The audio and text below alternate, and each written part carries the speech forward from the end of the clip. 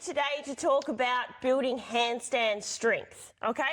So in strength and conditioning, we do a lot of kipping handstand push-ups, we do strict, we do wall facing. If you don't want to go upside down, there are plenty of options, but this option talks about how we can build strength for it. So one of the main things that we see in class that we change is that a lot of people will go to a lot of ab mats, so they're barely doing the range of motion. That is not going to build you the strength. Can you show me what not to do? So here I've got 4 ab mats. Scott's going to kick up and he's going to show me what not to do. If you look at this position, he is barely getting the range of motion. It is not building any strength. Kick on down. We can remove a mat. Can you show me another option of what not to do? Once again, not very much range of motion at all. Kick on down.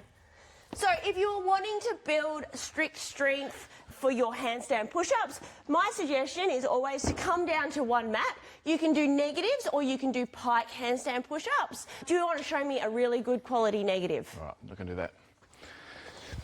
So a really good quality negative, nice and slow all the way down to the mat, drops down and then kicks back up. So the idea of this is that you're actually building strength in that negative position through all your entire range of motion. If you're wanting to work on the strict pushing motion and not kick down each time, I would only recommend a max of 2 ab mats.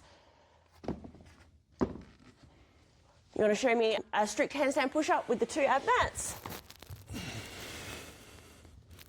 You are getting a lot of that range of motion, however you are doing them negative. So you want nice and controlled down to the ab mat and then a nice big push to get away. So our other option you can do to build strength, and this is my preference over 4 ab mats, my preference is always to get someone on a pike handstand push-up. We'll move the camera and I'll jump on and do that for you.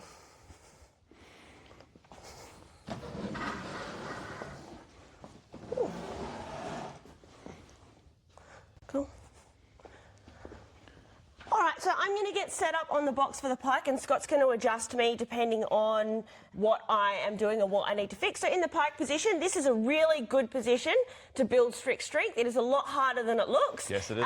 It is not my favourite exercise to do. Handstand push-ups are always a weakness of mine.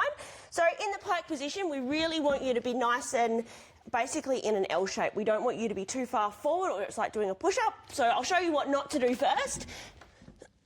So as you can see in the camera, Jade is like too far out. She is not in a 90 degree, she's probably in about a 45 degree out. She is not getting any press through her shoulders. So wiggle yourself back, come up into that 90 degree. As you can see now in the camera, Jade is nice in a 90 degree, and she's gonna come down slowly, touch her head on the floor, and nice big push up through that ground.